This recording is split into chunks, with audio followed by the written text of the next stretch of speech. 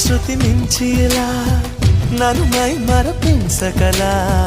తడబడి తల వంచిలా తలపును అని చేస్తే ఎలా మరేం చెయ్యనే నీతో ఎలా వేగనే